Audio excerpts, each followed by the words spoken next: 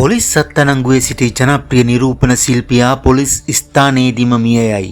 ඔහුගේ ඇඳුම් ඉවත් කරලා කලිසම කුණු කූඩේ. මොකක්ද මේ වෙන්නේ? මවගෙන් වැලිකඩ පොලිසියට බරපතල චෝදනාවක්.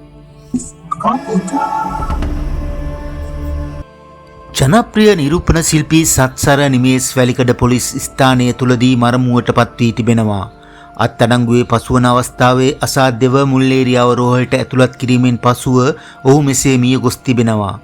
බදුල්ල මේඝා කිවුල ප්‍රදේශයේ පදිංචි 26 හැවිරිදි මෙම ජනප්‍රිය නිරූපණ ශිල්පියා පසුගිය අප්‍රේල් 1 වනදා වැලිකඩ ප්‍රදේශයේ නිවසකට ඇතුළු වීමට තැත් කිරීමේදී අසල්වාසීන් විසින් 119 පොලිස් හදිසි ඇමතුම් අංශයට දැනුම් දීමෙන් අනතුරුව මෙසේ වැලිකඩ පොලිසියෙන් අත්අඩංගුවට ගෙන තිබුණා.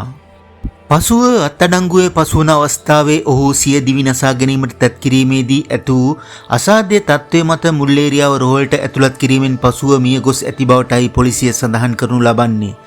නමුත් ඔහුගේ මව එය සම්පූර්ණයෙන්ම හෙලා දකිමින් පවසන්නේ පොලිස් ස්ථානය තුලදී තම පුතුට වද හිංසා පමුණුවා ඇති බවයි.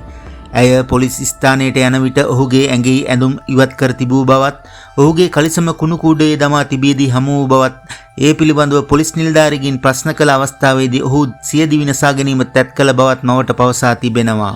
මේ වන විට සමාජ මාධ්‍යයේ මෙම සිදුවීම දැඩි ආందోලනයකට ලක්ව ඇති බවටයි වැඩිදුරටත් වාර්තා වන්නේ.